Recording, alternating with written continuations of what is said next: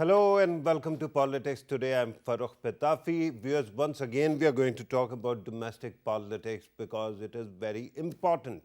Many things are happening. One very interesting development is regarding EVMs. If you remember, we covered the topic and we discussed the merits of the issue in detail day before yesterday. But then there is a matter of interaction between Election Commission of Pakistan, the Senate's Standing Committee on these matters, and then of course Government of Pakistan. So what happened in the intervening period is that the Senate committee rejected the whole proposal, and that was primarily because of the Election Commission of Pakistan. So today the Election Commission of Pakistan and their staff actually walked out of the meeting as well, and later on we saw a presser from the Federal Information Minister, advisor on the parliamentary affairs, and Azam Sawati Sahab as well. And what was told in that presser? We were told that in coming days, the government is going to convene a joint session of the parliament, and the chief election commissioner is basically speaking the language of the opposition. Now that actually shows you that there might be some kind of confrontation brewing up, because parliament is also divided. We know that it is more or less a hung parliament.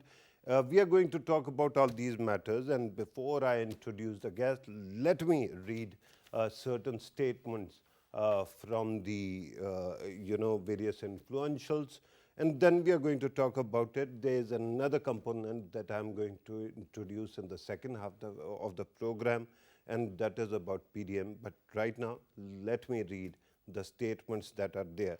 Election Commission acting like opposition's headquarters, says Chaudhary Fawad, who is a Federal Information Minister. PMLN leaders making amendments regarding use of EVM controversial, Chaudhary Fawad. Then Chief Election Commissioner working as mouthpiece of the opposition. Again, this is attributed to the Federal Information Minister as well. Parliamentary committee tried to bulldoze government and government's proposal, Babar Awan. Parliament's joint session will be convened on September 13th. Once again, Babar Awan.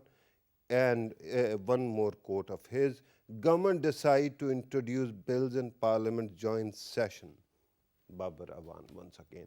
So we are going to talk about all these matters. In order to help us understand these issues, we are joined by Zamir Haider, who is a senior journalist. Actually, his graying hair actually tell you about his seniority now. Zamir Haider, thank you very much for being part of My the pleasure, program. Pitafi. Arif Chaudhary Sahab is also joining us via telephone, who is a legal expert, also a constitutionalist. Arif Chaudhary Sahab, thank you very much for being part of the program. I was told that two politicians are also going to join. I don't know whether they are with us, or not. But let me start with the two guests here in the studio. One guest in the studio and then on the phone, and then we are going to move forward. Zamir Haider, is some kind of confrontation brewing in Islamabad? If it was not brewing, after today's presser by the three ministers, I think there is going to be a lot of confusion, the confrontation, and as you said, that it might lead to some constitutional crisis, if at all. I didn't say constitutional crisis. I said confrontation. Confrontation. But carry on. No, but I think it might lead to that point as well, because if the government tries to push it, as you have just told that the Babar Awan Sahab has said that they are going to, come what may, they are going to bring it in the parliament by convening a joint session.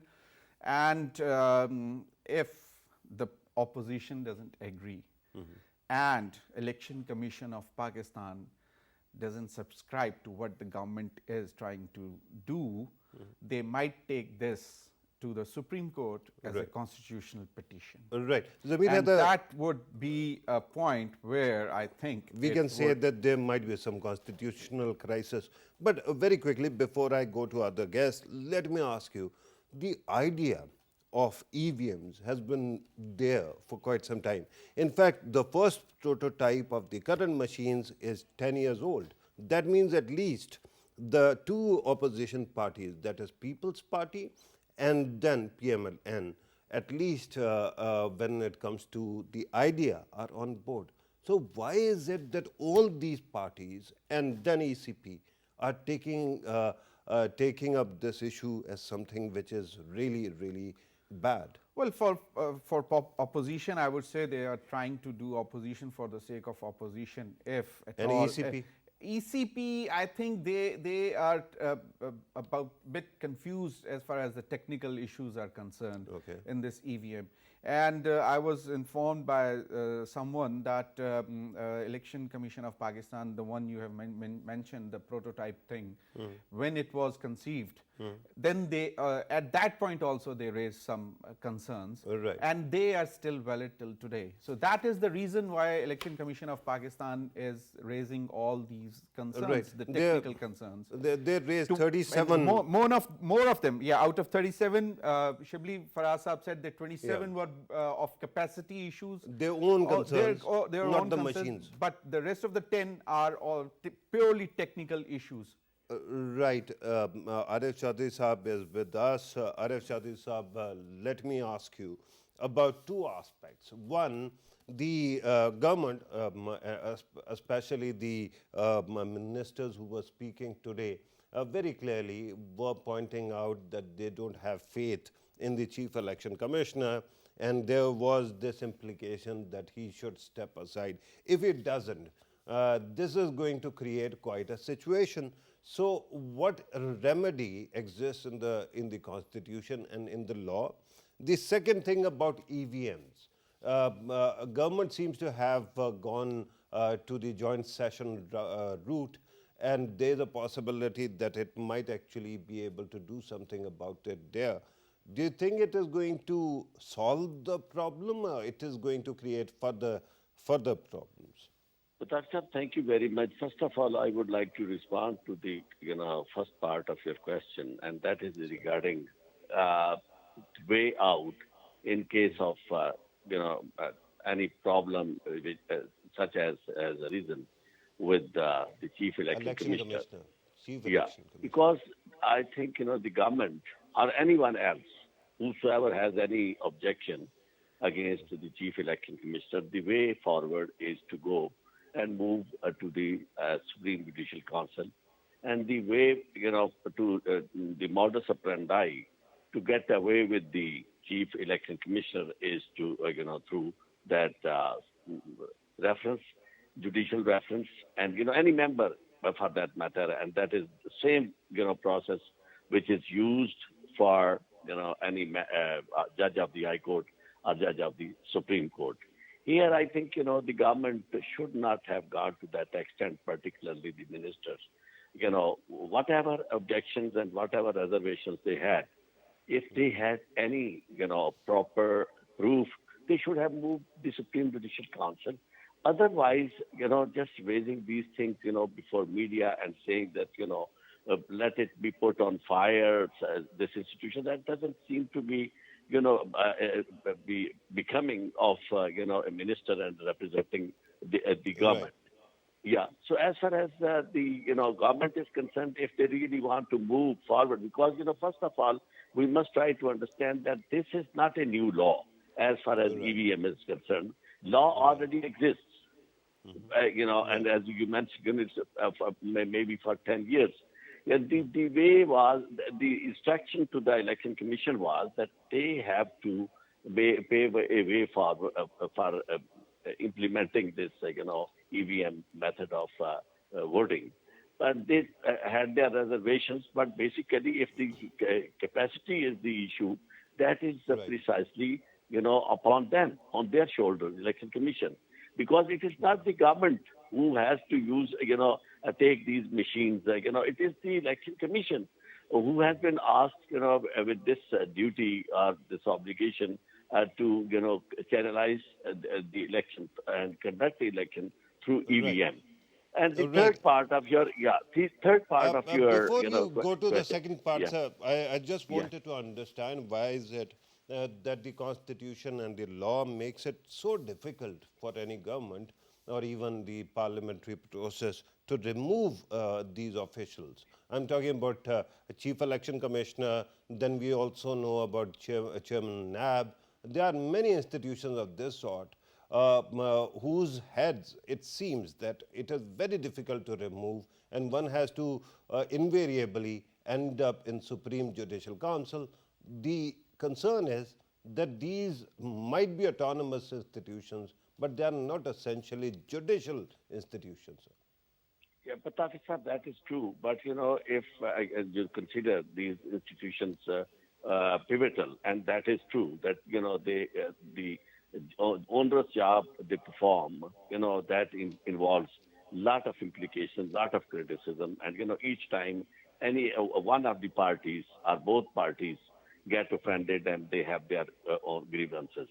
And if you just allow them, in a slipshod manner, so no one would be, able to perform his duties in accordance with law, because every one of these institutions shall always remain under fear of being removed, and and any complaint can be very damaging for Right, those officials.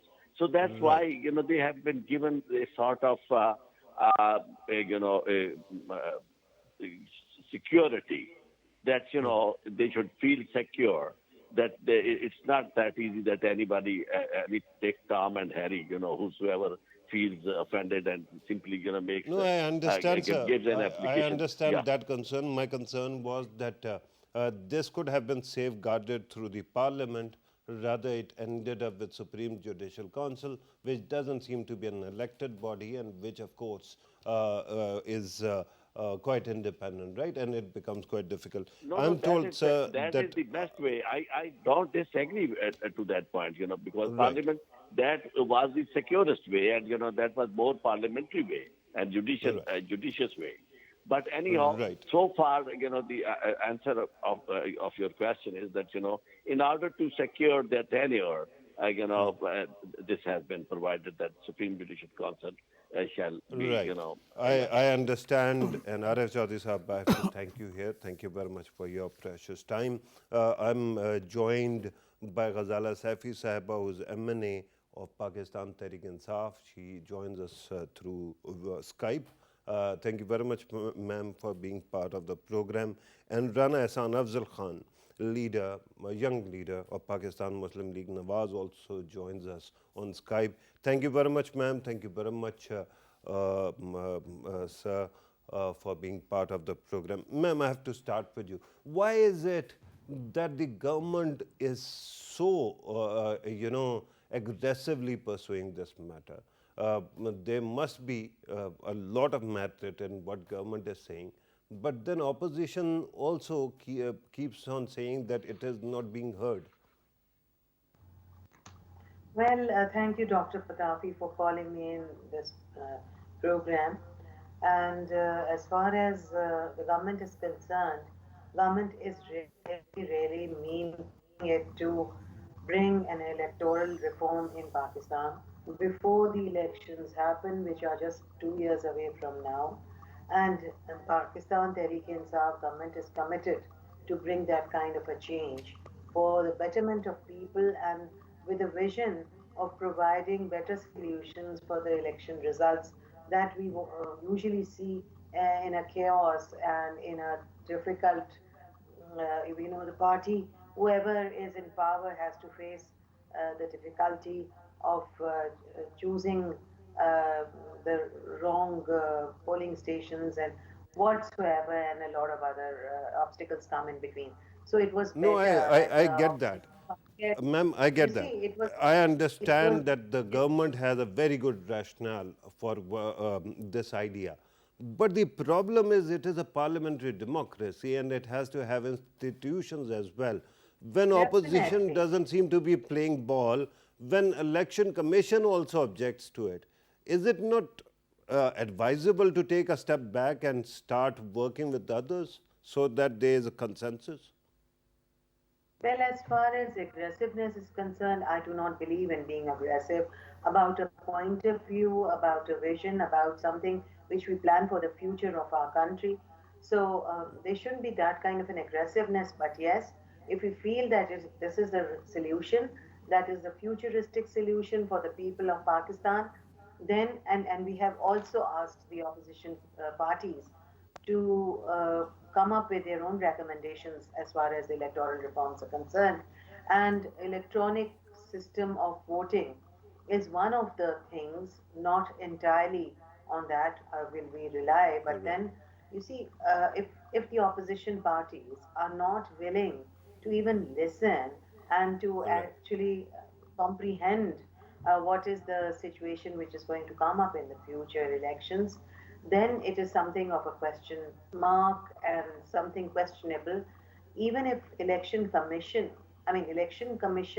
should also not be going against the demands of the people, because this is not just Pakistan Tehreek-e-Insaf, as I've told you repeatedly Right. in different programs. Right. This is But the all concern, of parties course, is that there have that your party perhaps needs to learn a lot to work with others as well. Let me bring in Rana's son, Afzal Khan, also. Rana sir, usually we hear your party actually very clearly speaking about things, but it doesn't seem that much clear on EVM. What are the concerns that you have that so far are creating so much problem? Well, currently, our concern is that when the ECP brought about those 37 objections on EVM, the sitting minister responded that, the ECP should be set on fire. And he accused the ECP of taking bribery and taking bribery and called them thieves. Rana So Sahab, two things have Rana happened Sahab, because with of due that. respect, hang on.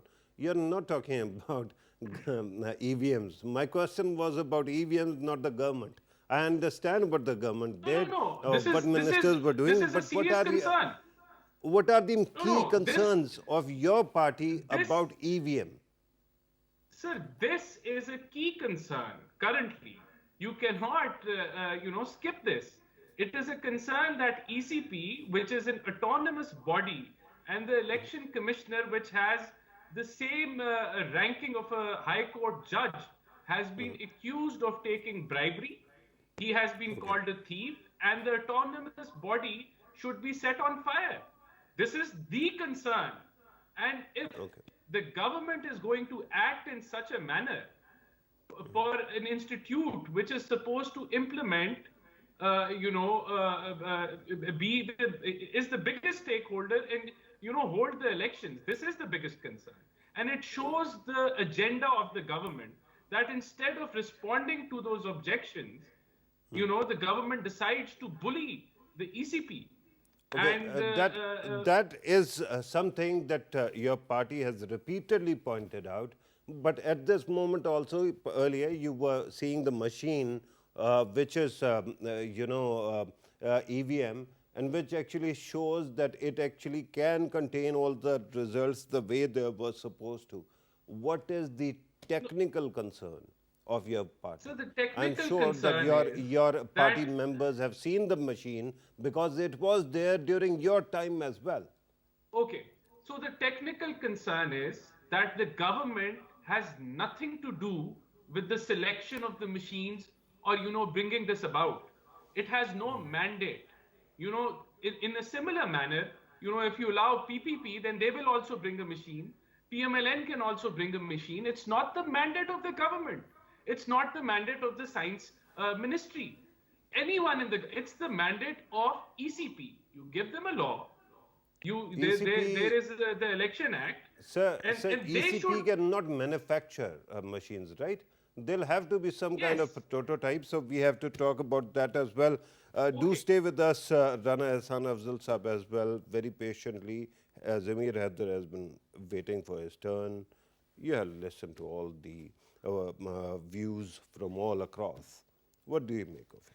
Well, first thing first, when you asked Ghazala Safi Sahiba and she was saying like, this is our, plan and this is what we want to do. We have been hearing this. That's good. There's nothing wrong with that. But my point is that why the government has annoyed ECP. They could have only engaged with the technical department or IT department of the ECP and threadbarely discussed all the technical issues and primarily, I would say that. I understand. Pitafi, I would come to the because you are a well. you are going to be our independent commentator. Let me ask you another thing. I understand everybody is talking about the government. Let me ask you about the ECP's own conduct as well. ECP office bearers walking out of a standing committee's meeting. Have you ever heard about such examples in the past? Well, look, it was not only Election Commissioner of Pakistan, blamed, but it was the whole Election Commission of Pakistan. ECP was blamed for siding with the opposition, taking bribery from the opposition and becoming the spokesman. So what do you expect from an autonomous body to do at that very point? When they are being labeled as that they are no more autonomous, they are taking side with the opposition. So what do you expect the ECP to do? To walk out. So what would they do? It's a political charge. Okay, it's a political thing. I understand that. But my point is that why didn't the government allow ECP to flood international tenders and ask the world reputed companies to help them out and make a prototype, or they can show this prototype to the international companies or some Pakistani private independent companies who can manufacture a EVM, electronic voting machine, purely sponsored by the ECP, purely funded by the. They could have given money to the ECP. That okay, this is what we want. Money. Hang on. You go for international tenders. You go for international tenders and or local tenders and hire some companies which are and then all the political parties can have their IT experts and observe that machine. Zamir Hassam, is it something that Election Commission is even proposing right now? At this moment, the 37 points are primarily about the timeline, that it cannot be done, right? Yes, but the government can suggest, the government can request the ECP. Is there any harm in doing that? Look, if you don't agree to this prototype of thing, this is a model, this is a prototype. You go for tenders for the reputed companies to come in and manufacture an EVM for them. Election Commission goes for it, right? Yes, and it can still go for it. They have got a technical department, they have got an IT department. They can still go for it. Furthermore, when I have to just quickly on the opposition side, I know Senator Afnanullah. He has a tremendous experience of IT, and why doesn't the government engage him and tell him like okay, you pinpoint the things which you say that this EVM is not acceptable. Look, you understand. You are yourself an anchor. You're yourself an anchor. You understand that when I'm going to argue with you, it is primarily to do my job, right? Yes, of course. Just to get the best arguments out of you. And the concern at this moment is that today Babar Awan was saying that out of the rebuttals that they had to actually give for 37 points, the chair of the standing committee did not allow to move beyond first 5. So that becomes a problem. And then Dr. Afnan was sitting there. Others are sitting there. They are supposed to point out what are the problems. The machine is there. So it seems to be some kind of conflict which is going to grow. Look, this is what the opposition. This is what the opposition normally do. Do you think that they would agree to anything like that, which is being sponsored and coming from the government side? No. I tell you what, I haven't seen. Let the ECP. I haven't seen an ECP walking out. I haven't seen a government behaving in this manner as well. So these are very unique times. I'm told that we have to take a break, viewers. When we come back, we are going to address the second part of our discussion today, that is the opposition's own politics? Why is it so divided? We are going to take a break. When we come back, we are going to continue with this panel and get another guest also. Take a break.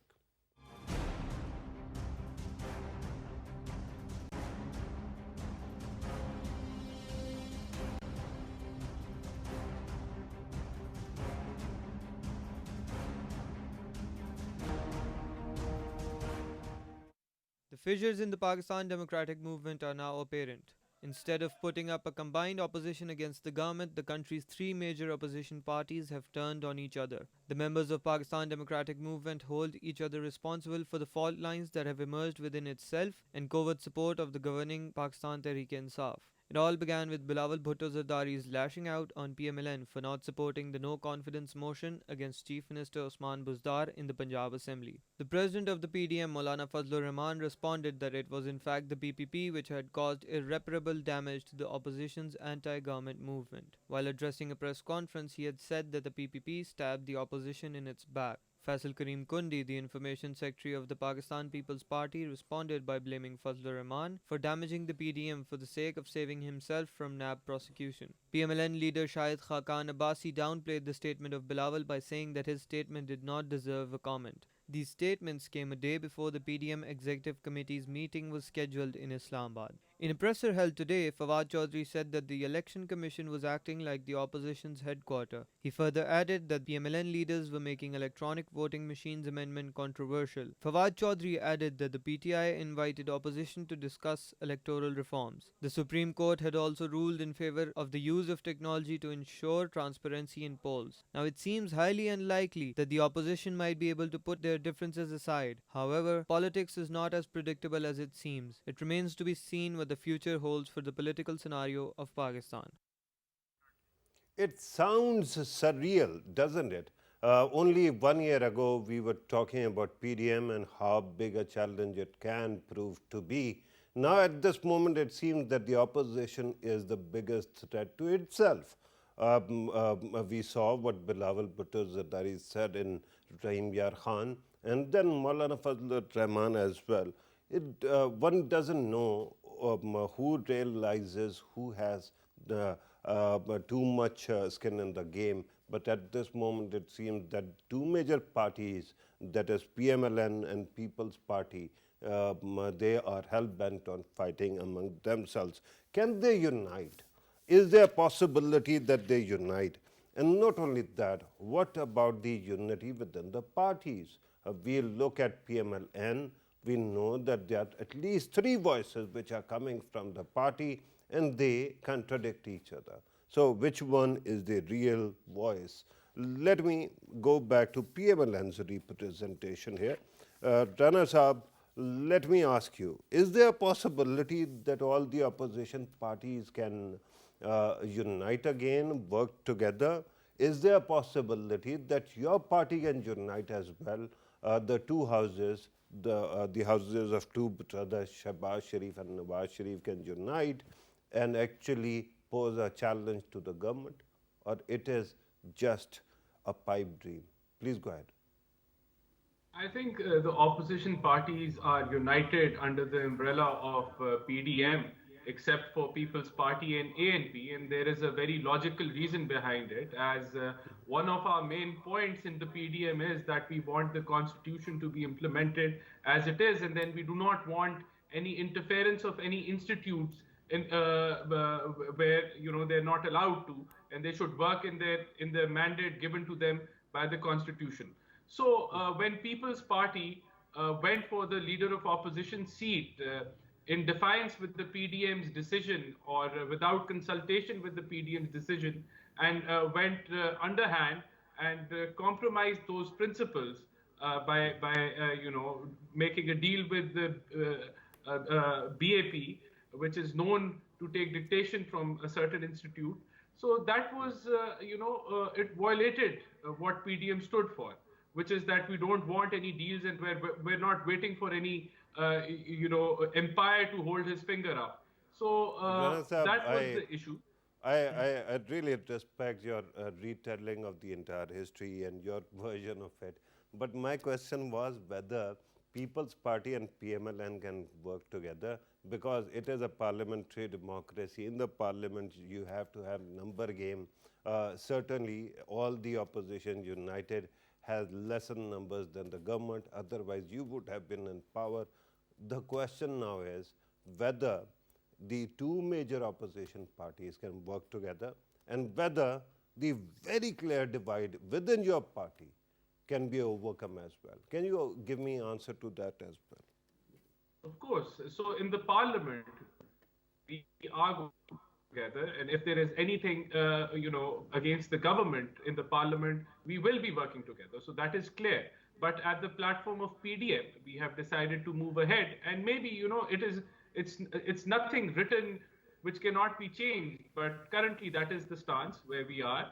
For example, when we're for the ECP members, we are working, we are in touch with each other, we are in conversation. But when even for the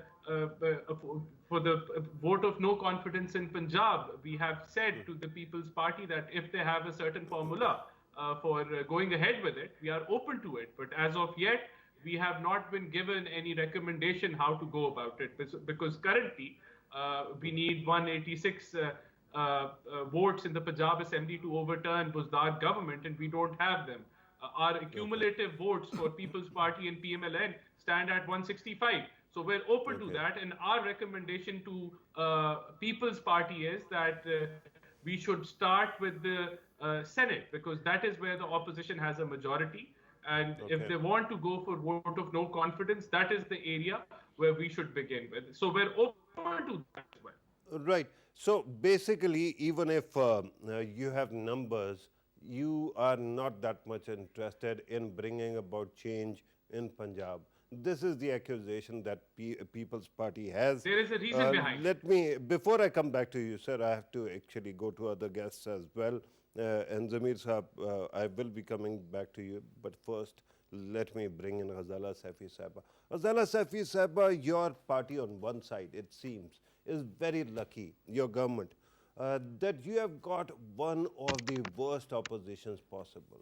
They have got huge number in the parliament, but they don't seem to unite. But at the same time, you could have benefited from their lack of unity. It doesn't seem that you are actually bowing any side. You are not reaching out to the Shahbaz Sharif wing of PMLN. People's Party keeps on, continues its virtue signaling, and you are not even reaching out to them. Otherwise, issues like EVM could easily have been resolved. Please go ahead. Thank you very much. Yes, there could not be a compromise as far as bringing in the other party members in, because the parties themselves are so disintegrated by themselves. They are so divided within their lines. Not only the party themselves, but the parties within the PDM cannot coexist, as their DNA does not match, and they have never had anything that could have worked together, and that made, after all the havoc they wanted to create, which they could not, and we knew they will never be, they have now started to bifurcate within the lines as well. So the important thing here is that a lot of important things have to be sorted by the government, but the opposition parties individually and along with the rest of them, if they want to align, will have to come up and help the people of Pakistan, if not the government of Pakistan. And the government of Pakistan is making a very serious effort I understand. To unite the opposition. We have heard this answer many a times. My question is very clear. You could have reached out to any faction of opposition and gotten all the laws that are pending passed by the parliament. Why is it that your party hasn't managed to do it?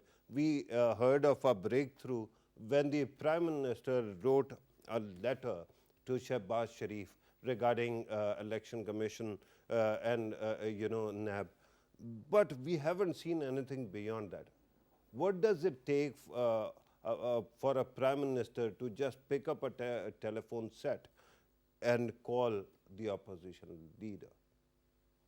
Well, I think it is important now to call in the opposition as well and make them sit on a table and make them realize that this is the time when you have to actually think seriously about the future of this country and about these important issues.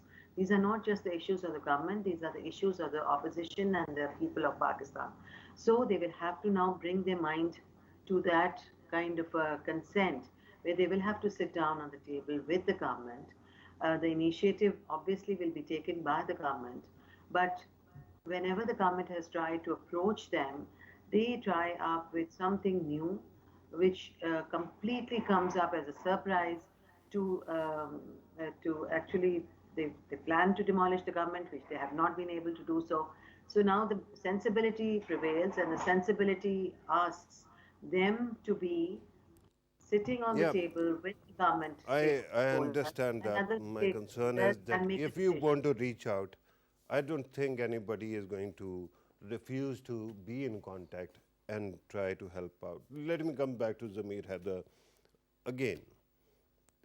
If theoretically speaking, hypothetically speaking, if the government reaches out to the opposition regarding these constitutional appointments, which are very important, do you think that the opposition will be open to the idea? Well, before coming to me, you said that if at all the government would try to approach, and that's a big question. I've been raising this. they would respond positively. That's what I gathered when you said, like, because I don't know who will approach them from the government side. Then this is again a big don't play with the questions. I was asking her that there is a chance. There is a chance. There is a chance. But I'm asking your analysis whether the response is going to be good. Probably when you were saying that if the government would try to approach certain factions in the opposition, Shahbaz Sharif and People's Party, because they have shown some kind of what do you call that? I don't want to go into that details, but anyhow, difference of opinion within their own party. They have shown some flexibility, and they can be approached. Now the problem is that other day I was reading this Maulana Fazlur Rahman's statement that he would suggest and try to convince Mian Nawaz Sharif that we should boycott the elections if the electoral reforms are pushed by the government and they are in the joint session and they are if they are there. How many seats? Pakistan People's Party has said it many a times that they have done this mistake once and they would not do it again in 1985. So they would not subscribe to this suggestion or even think about it. Right. But now Maulana says that because there's a lot of kind of very closeness we are witnessing between Maulana Fazlur Rahman and Mian Nawaz Sharif, not Mian Shahbaz Sharif. Right. So there is a clear difference. I don't see any reason for the government that they should be approaching the opposition. Why not? It is part of the constitution. No, I understand. They have to appoint members of ECP. They have to appoint head of NAB. NAB, exactly. They both have the constitution says that they have to have a consultation on the names, certainly. Don't have to write letters, they can call. But writing letter is equally good, but they're sitting in the same house, it is parliament. So I think you are suggesting that Prime Minister should walk to the or call them opposition or call him over. There's nothing wrong in that. They're I think they should. But my point is that at this time, opposition is actually trying to make their own points individually. Okay. Be it PDM, they're saying that they're together in PDM minus ANP and Pakistan People's Party. But within PDM, everyone is trying to get some share of its own by maneuvering or things or playing good cop, bad cop or whatever. Everyone is sitting in the same boat, but trying to paddle in a different direction. Different direction. Okay. So here is the point. Here lies the difficulty for the government. you know, if they want to approach a leader of the opposition for, as the constitution says, that for certain appointments they have to, Yeah. but the opposition stands divided, and the second largest opposition party is Pakistan People's Party. It is a godsend to the government. And this division is good for the They haven't government. made use of it so far. Right. This is the problem. I have This is to, the question. I'm told that we have to actually start concluding. I have one very quick question for Rana Ehsan Afzal. And Rana Sahab, that is about what Bilawal Bhutto Zardari has been saying, that your party was saying that it wants to resign. Now, why are you not resigning from the parliament? Well, you know, PMLN are not fools. We wanted to resign so the setup I'm could sorry, get wrapped you up. said fool or cool? Fools. Okay. Fools. Okay, fool, okay. I And thought the reason they are that not we cool. wanted to we wanted to resign so this setup could get wrapped up. And if we resign alone, that target would not be achieved. It would have been achieved if all the opposition would have resigned together. So we do not want to Right. support the government. We want to, you know, get rid of this government. So there's just, it's simply because of that. Can I ask Rana Sahab, the easier No, way I'm- would have I'm- been vote of confidence, excuse me. bringing vote of no confidence That's and resigning. that's a very good idea, but I am told that we have run out of time. So, Zamir Haider Sahab, thank you very much, sir, for being part of the program. Ghazala Safi Sahaba, it is always great having you in the show as well. You keep on calling me a doctor. I'm not a doctor, but thank you very much for honoring me. Rana Ehsan Afzal Sahab, thank you very much for your precious time as well. Viewers, this was today's program. Thank you very much for watching. Take care.